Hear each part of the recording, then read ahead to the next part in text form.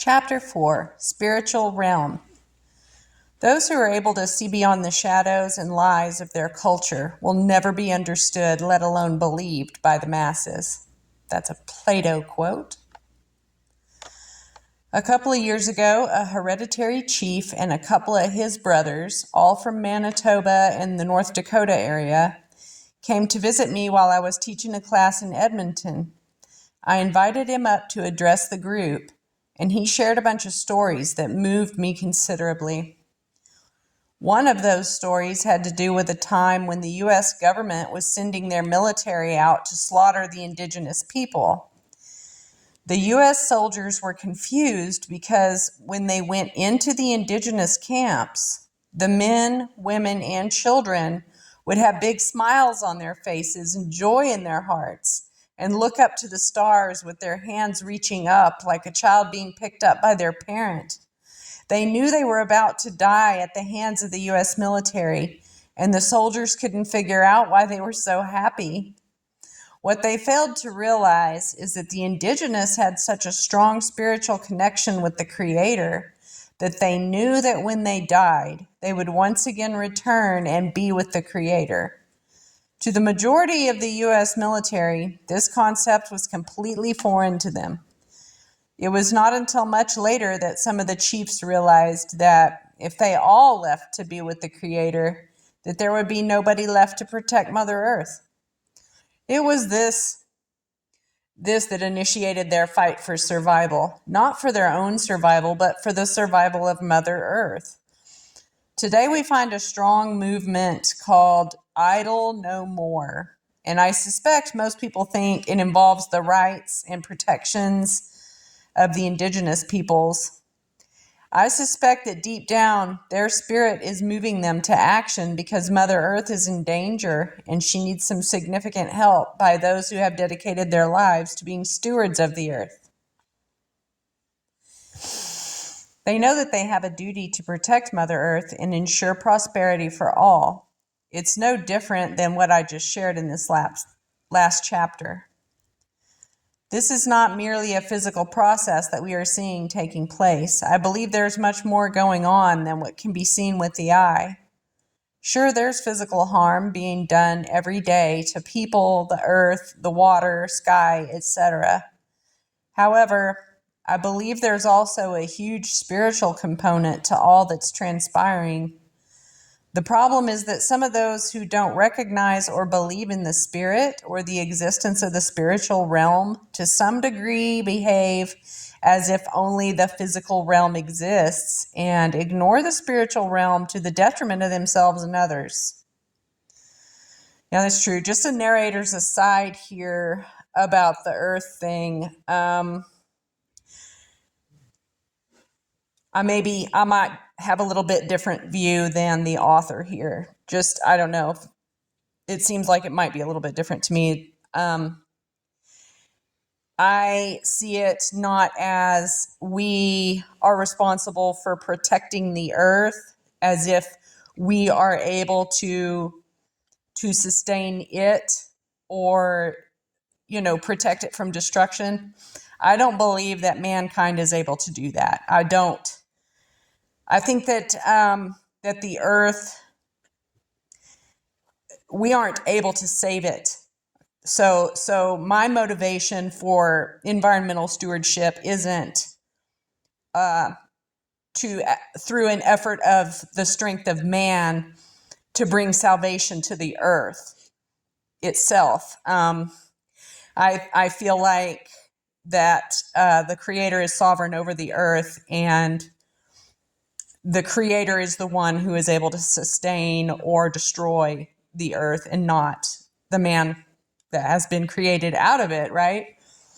I believe that our environmental stewardship is motivated by a duty to the Creator to be good children to Him, and our environmental stewardship would be an expression of love towards Him rather than, just us taking our own efforts to to save the earth or sustain the earth from destruction. I don't think we have the ability to do that. But I see what he's saying here,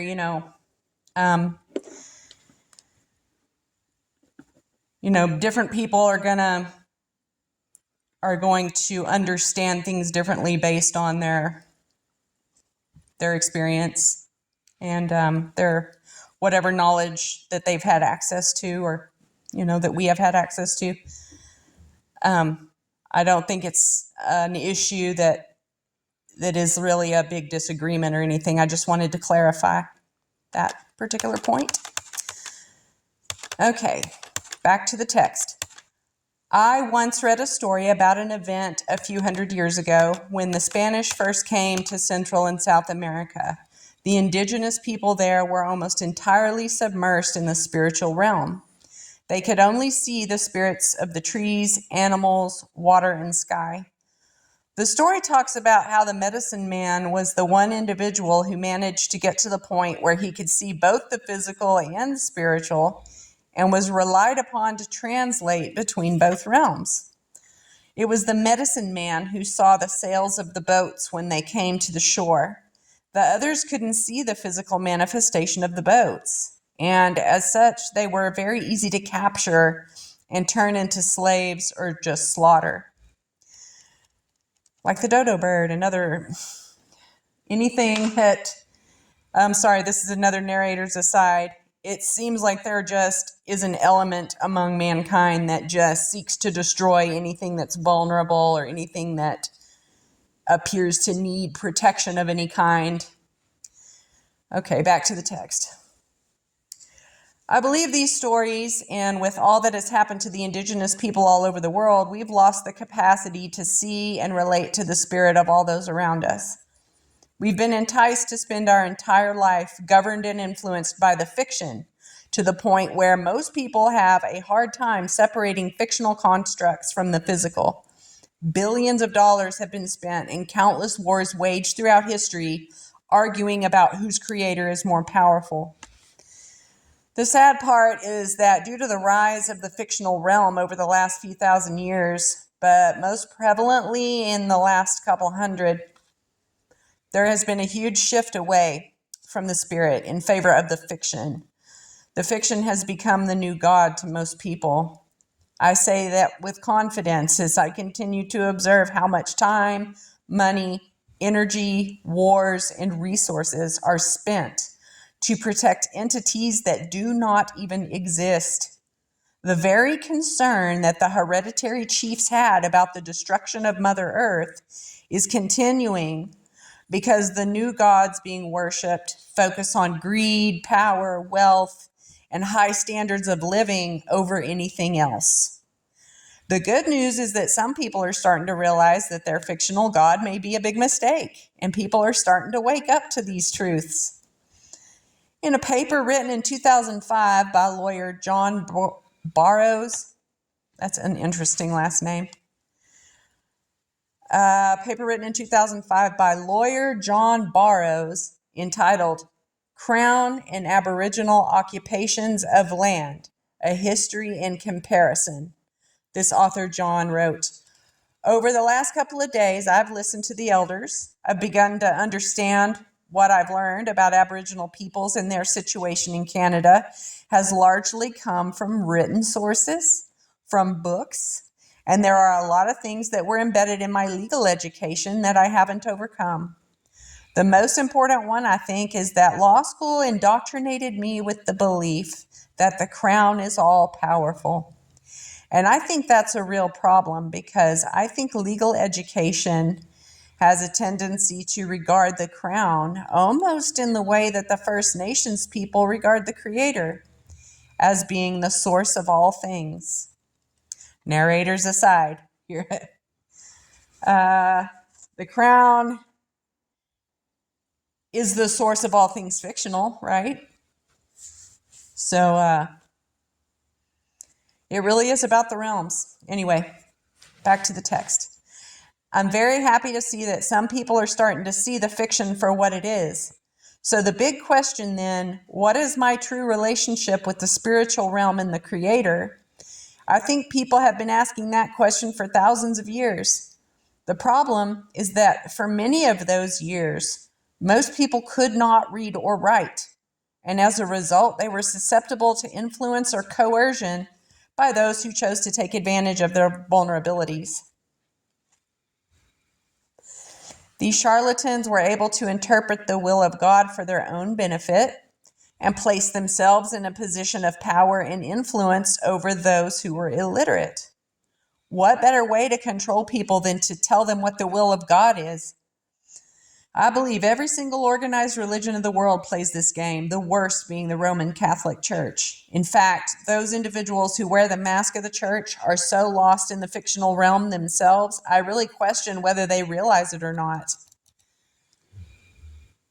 The Roman Catholic Church is the first organization to implement a business model to their organization, a very simple corporate model that is still effectively used today. My big burning question is, do I really need to read and write in order to explore my relationship with the Creator? Do I really need somebody else to interpret or tell me how that relationship should unfold?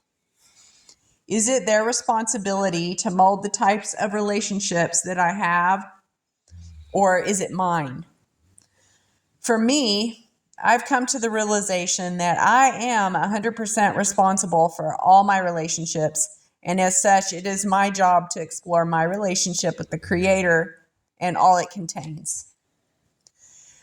I've already shared my views about the Bible and how I don't trust a lot of what it says. The reason I don't trust it is that it conflicts with my core beliefs about my relationships with myself, God, family, friends, Mother Earth, and all that the earth contains. What I did instead is establish a core foundational principle that I decided to live my life by. If I run against ideas, concepts, or beliefs that conflict with those core foundational principles, then I have a choice. Engage critical thinking processes, evaluate the new idea, and decide whether I will change my principles or reject the idea. The process I went through to recover from depression is exactly the same, but does require the will to do the work. I went through 18 weeks of dismantling flawed constructs that I believed in order to rebuild a whole new construct. The old constructs resulted in much pain and suffering, where the new constructs resulted in way more happiness, peace, freedom, and love. Making that level of change, though, is hard work, very uncomfortable and painful, not a task to be taken lightly. I've discovered that having a code to live by produces specific results. My goal is to produce love, joy, and peace. That can only be accomplished if I establish some specific boundaries and principles upon which to live by. The old principles resulted in supporting the flesh, where my new principles are leaning more towards the spirit. That's my goal. That is what I constantly work on to accomplish. I still have much to tweak, but I believe I'm getting there. Having others establish the standards or principles upon which we live our lives has failed miserably, merely because it is way too easy to blame others should something go wrong, and the temptation to control or benefit from others is too great. It also results in a mindset that others know best, and to be honest, that's counter to the whole purpose of our being here. When contemplating my relationship with the Creator, how can I even come to terms with what and who the Creator really is if I don't explore that relationship for myself? Talking to a friend about my relationship with the Creator is like two cells at the tip of my finger talking about their relationship with me. Is it possible for those two cells to consider all that I am, let alone what I do, how I do it, and even to contemplate my own consciousness?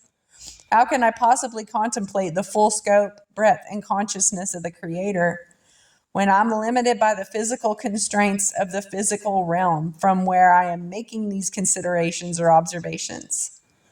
This requires a leap of faith because it is not possible to fully comprehend the full scope of the Creator and the spiritual realm using the limited senses and capacity of the physical body. In God have I put my trust. I will not be afraid what man can do unto me. And that's Psalms 56:11. I made a realization that it's not possible for me to physically or intellectually know and see all. Despite that realization, I continue to explore my relationship with the Creator and what it means to me. I also recognize that everyone else is in the same boat. What I have found, though, is that all the information and help that I need to get through life is provided for me. All that is required is the eyes to see and the ears to hear. Having eyes, see ye not, and having ears, hear ye not, and do ye not remember? Mark 8:18. We are stubborn beings. If we come across new information, we often reject it because it doesn't fit in with our view of the world and what we believe. To consider new information or new ideas requires the will to confront ourselves. This is what is meant by having the eyes to see and the ears to hear. Without the will to confront ourselves and challenge those sacred cows that help define our lives, we will remain stuck and lack the capacity to grow. All the information is not in the Bible. I've come to realize that everything around and inside of me is God's source's energy. The Creator is communicating and interacting with me at all times. He doesn't wait until the seventh day of the week to make himself available should I choose to spend some time with him. I have a direct one-on-one relationship with the Creator every moment of every day, and that brings great comfort to me. I did not see this until a few years ago. When I turned 18, I rejected the Roman Catholic Church in an event that caused some friction in my family. I told people I was atheist or agnostic for many years. It was not until a few years after my recovery from depression that I started asking questions. The biggest question was, what is the point to all of this? What is life all about? That is when I started to explore my relationship with God and found that all the pain and struggles I went through were in fact required to prepare me for my life purpose, to teach people about relationships. When I discovered the truth about my relationship with the state, I struggled for months and I was angry and frustrated. I always felt that the state was all powerful. I could not see past this view, so I asked for some clarity. One day when I was heading to work and I got stopped by a train. The train was still far along the tracks. All I could see was the front light. And my mind was focused on what the true nature of government really was. When the train crossed in front of me, I broke into laughter and much relief came over me. What was so funny? Well, when I saw the train down the tracks, all I could see was the lights in the engine. We've all been taught how dangerous trains are and how long they take to stop. However, when the train passed me, it had absolutely no cars behind it. It was just a single engine. For me, this represented the concept that governments have nothing behind them. In fact, they have nothing and are nothing. This whole experience is what started my work towards realizing that the power of the fiction over our minds is nothing but smoke and mirrors, an illusion. I believe God gave me that experience to help introduce this concept, but it required that I have the eyes to see this message. I see and hear many ideas and concepts in this way. I am starting to have a lot of fun with it as I build a relationship with God in this way. I'm sure if anybody was watching me, they would have wondered what was so funny, but I found great humor, joy, and relief while I watched that single engine roll across the road. It felt right. The feelings I got from the experience helped confirm for me the truth of what was shown to me. It is the feelings that I feel that give me the most intimate connection to God, more than any church, book, or individual could ever do. I do know some people that can see little bits of the spiritual realm, just like the indigenous did a few hundred years ago. I also know some people who can hear things as well. Our current cultural model may even view these people as crazy, and perhaps that's why our hospitals are full of people who see or hear things that are not quote unquote normal. Just because the vast majority of people cannot see or hear things, does that mean those that can are crazy? Perhaps we should question those who cannot. The problem is that our current models of thinking and believing are derived by the majority of people. And I suggest that it is the majority that are, in fact, the ones that are lost or sick. Our society is hooked on drugs. I believe that at least 99.9% of all people who take pharmaceutical drugs for mental illness, like depression, are masking cognitive behavioral issues and are, in fact, not suffering from any physical or chemical imbalance in the brain. Just as I was saved by changing my core beliefs and views, most others can find the same relief from hell on earth so that they may experience joy, peace, and freedom. What is required is some skills, and most importantly, the will. Most people lack the will to consider these kinds of changes until they experience a disturbance strong enough to make their discomfort strong enough to act. Most would rather deal with discomfort that is familiar than to take a leap of faith into the unfamiliar.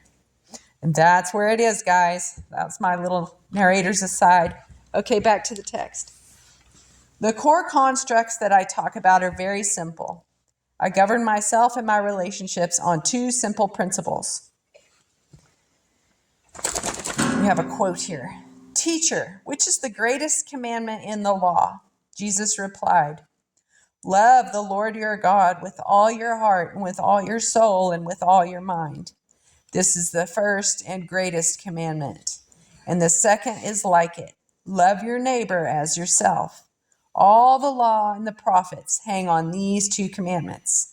Matthew 22:36-40. The thing that most people don't realize and in fact view as being selfish is that the very first thing I had to do was learn how to love myself first. How can I love anybody else if I don't love myself?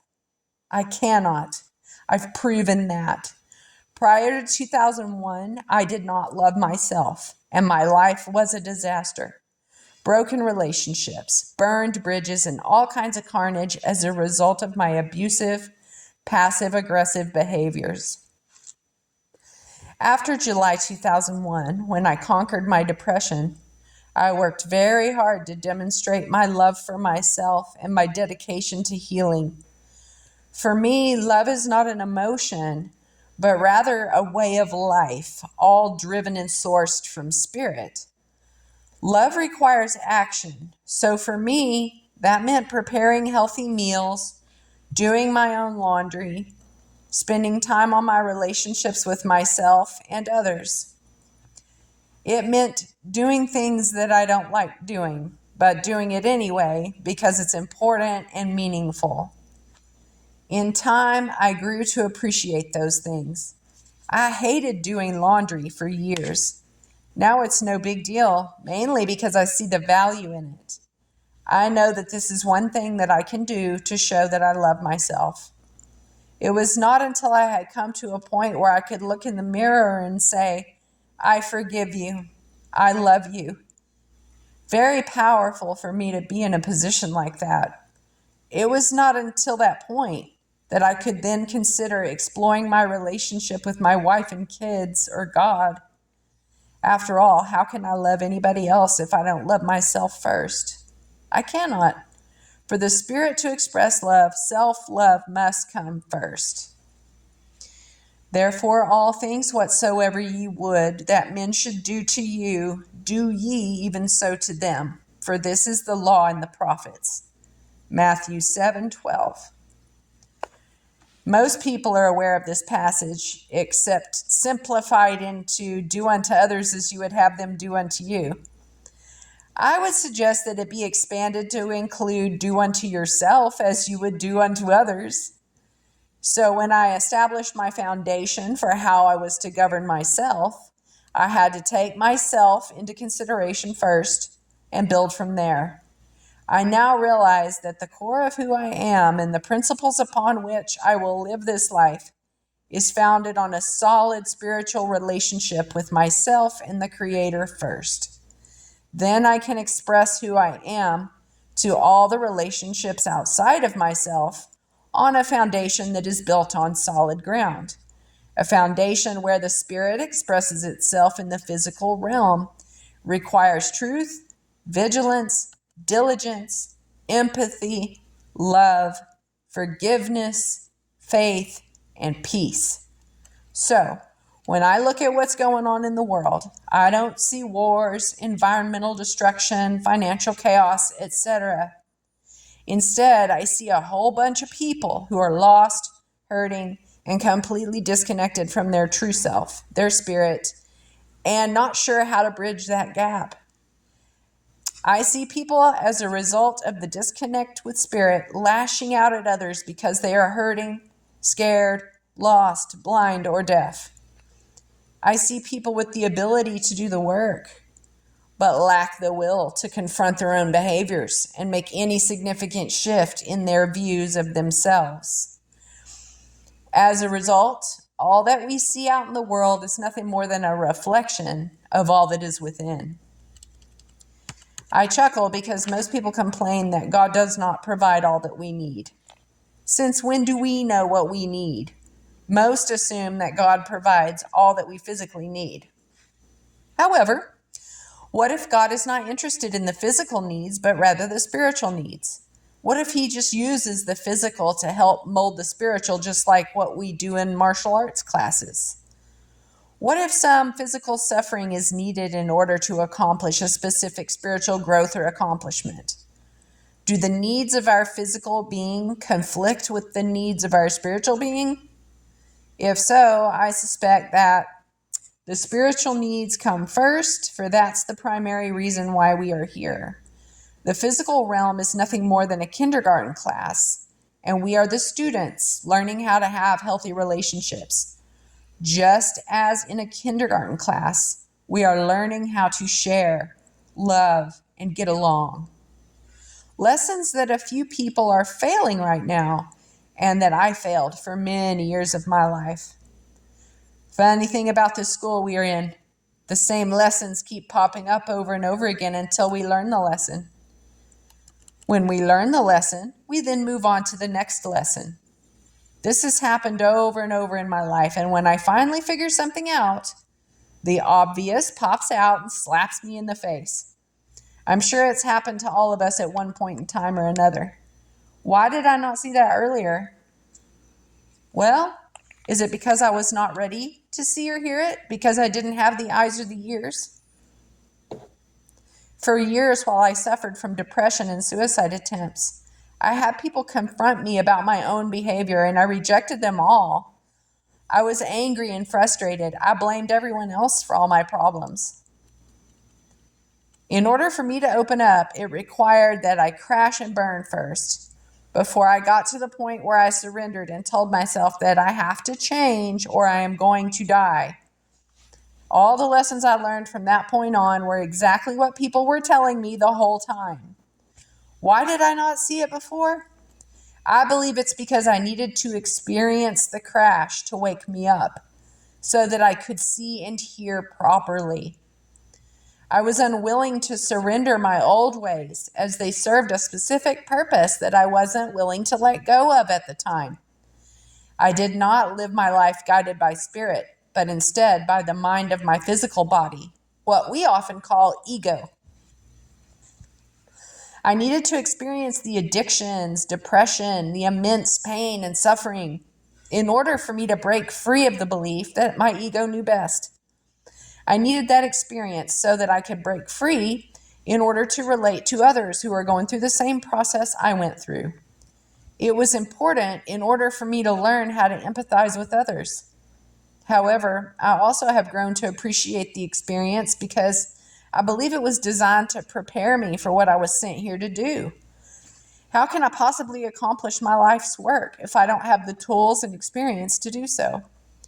This is a perfect example of how the Spirit's needs came first, even though the physical vessel suffered as a result. It suffered greatly and nearly died on several occasions, and I am forever grateful for the experience. There were times where I had no food or shelter.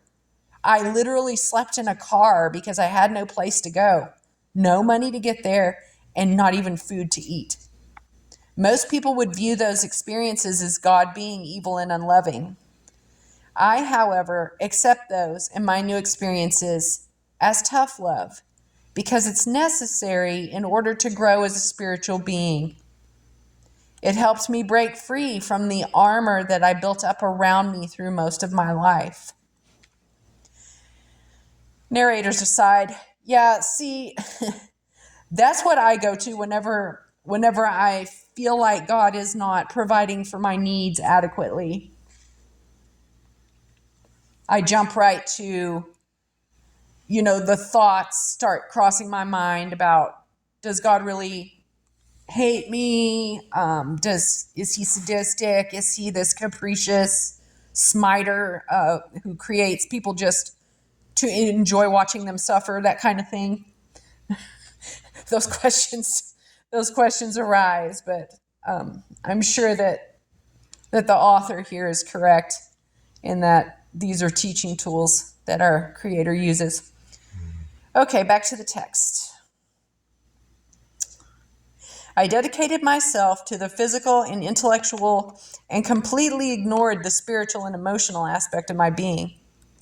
That choice nearly killed my body, but resulted in tremendous growth for my spirit. Since then, I have embraced the emotional and spiritual aspect of who I am, and I actively explore all areas of who I am. One of the biggest questions I faced was in regards to my relationship with the Creator. It took me a long time to come to that point of knowing, and it was through a combination of intellectual work, but more importantly, a feeling that allowed me to find that connection. A deep and profound feeling of comfort and peace flowed through my body. Over the past few years, I have come to depend on my feelings to find my way through all the information and events occurring in the world right now. How can I tell if something is true? For me, there are so many lies, distractions, and half-truths. How can I filter through all that stuff? My intellect can easily lead me astray, and that was a painful lesson to learn. Since then, I've come to trust in my feelings, especially those that seem to emanate from my heart. This was not possible 15 years ago, as I completely ignored that aspect of my being.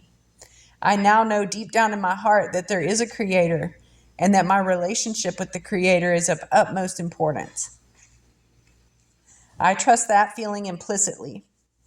I don't believe that the Creator is some big old guy up in the sky somewhere. That doesn't feel right to me. What feels right is that the Creator is everything and everywhere, permeating all aspects of my world. When I take a look at the sky, trees, animals, water, moon, and stars, I am gazing into the physical manifestation of the Creator. I see the Creator within myself too. My spirit is God's source energy, making me a child of God. I know this because it feels right. I feel it when I explore my relationship with His creation.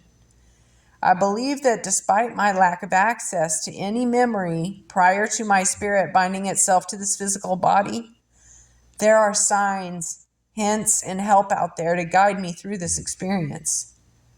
What I currently desire is the ability to gaze into the spiritual manifestation and start working on that part of my relationship with the Creator through the spiritual and physical realms. I ignored creation for so long by fully being immersed in the fiction. I now have an opportunity to fully explore my relationship with creation and all those on this journey with me. I long to gaze into the heart of all those who share this physical experience so that I can see and hear their spirits speak to me. Forming relationships on that level is what I desire most and what I believe will be the most rewarding and enriching to experience. The indigenous people have helped me a lot to realize that everything has a spirit. Some people can see it, and I look forward to being able to see it too one day. The rocks, trees, water, air, animals, and Mother Earth herself all have their own spirit. It is a part of our experience here to interact and play with God Himself through spirit. Is it so difficult to believe that we are the offspring of the Creator? Why wouldn't God want to procreate just like any other life form? As a self-governing adult, the Creator is making sure that His children are going to be able to govern themselves when they grow up. I contemplated this idea for many years, and I recently realized that there would be nothing worse than an immortal child with no fear, no concept of boundaries, no respect or appreciation for others, and no empathy. With immortality, what consequences would there be to teach with? That level of immaturity is extremely dangerous and self-destructive. What better way to teach all those lessons than to experience life as a mortal being in an environment that is dripping with consequences of our actions? It's not even remotely possible for my intellect to fully comprehend the scope of who I am, my spirit, or my relationship with God. The vast majority of scientists spend their whole entire lives dedicated to exploring and explaining the physical realm, without even the slightest recognition or contemplation of the spiritual realm. There are a number of scientists, though, who are starting to realize that there is a grand design and intelligence behind the physical realm, and many are finding that science will soon involve philosophy to explain those relationships that cannot be observed or measured, but yet still can be experienced. After all, seeing is not believing. Believing is seeing. Just like that single cell on the tip of my toe, contemplating its relationship with me, I'm still faced with contemplating my relationship with spirit and wonder what all it really means. I don't have an answer to that. I do believe that is my job to figure that out through the physical experiences I face here on earth.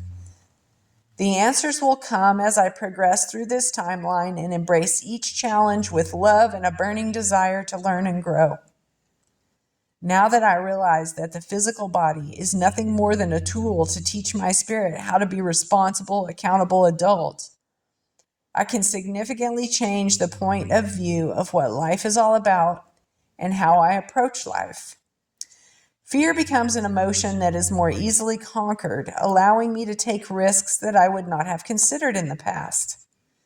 Complacency is a behavior that no longer has the same significance it once did, as wasting life is like wasting opportunities to learn, experience, and grow.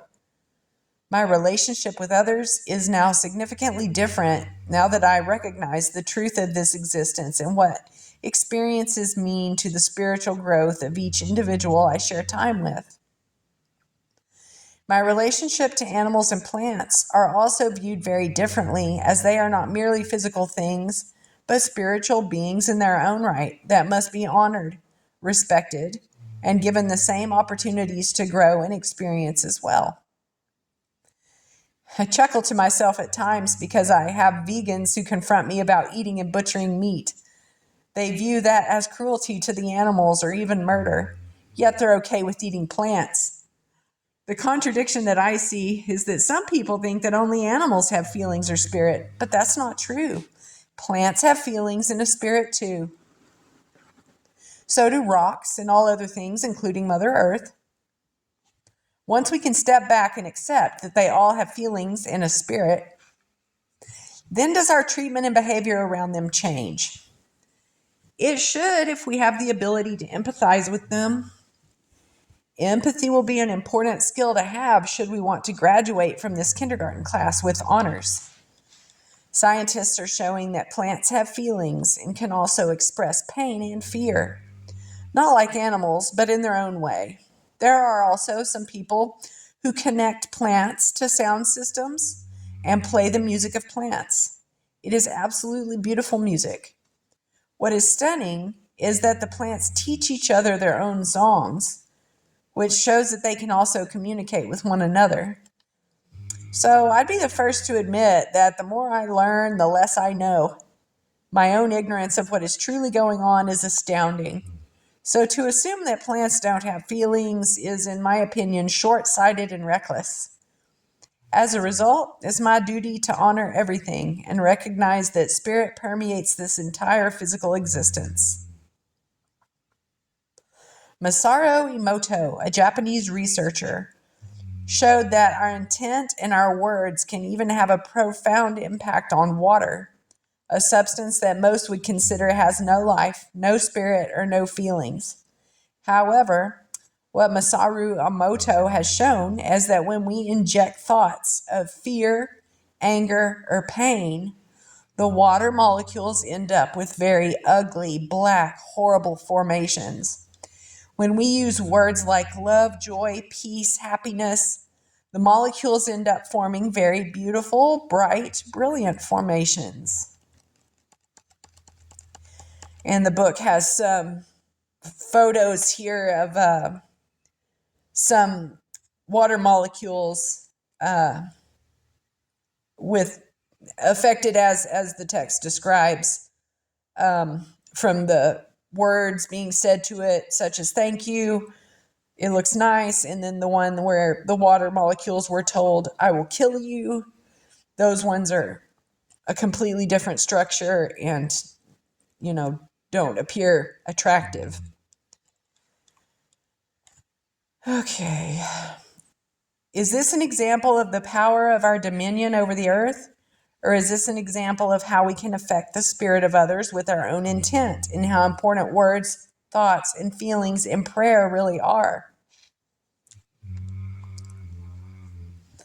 Narrators aside, the study of this concept of sound and its effect on matter is called cymatics or kymatics. It's spelled with a C. And I suggest that you look into that because my working hypothesis right now, I guess really could be considered a theory at this point, is that the concept of sonoluminescence may be the foundational force of creation. Because in Genesis, it talks about how God spoke the earth into existence. And if you look up cymatic and sonoluminescence experiments, then you can see the direct effect that sound has on matter. Okay, so where were we? Back to the text. We are, after all, very powerful creators in our own right. To suggest that we don't influence others with a mere thought, emotion, or feeling would be dangerous. It also suggests that there is indeed a spiritual consequence to what we do. That is why it is critically important, as a responsible, accountable steward of this earth, that we recognize the spirit and feelings of everything around us. Having a healthy and meaningful respect for all plants, animals, and the earth herself will have a profound impact on how well we do in the years to come and goes a long way towards the growth of spirit after it departs this physical realm. I believe that all life here is provided by the Creator in order for us to learn how to express ourselves and work on our relationships. Recognition that everything here has a spirit means that I must take a very different approach than I have in the past. Can I just go and cut down a tree with no regard for the tree? Sure. However, what are the consequences, physical and spiritual? I may not even know or appreciate the full scope of what I've just done. However, if I recognize that the tree has a spirit and feelings, then it's my duty to communicate with it somehow, so that I can ask for permission first, or at least give thanks for the sacrifice it has made in order to sustain my body.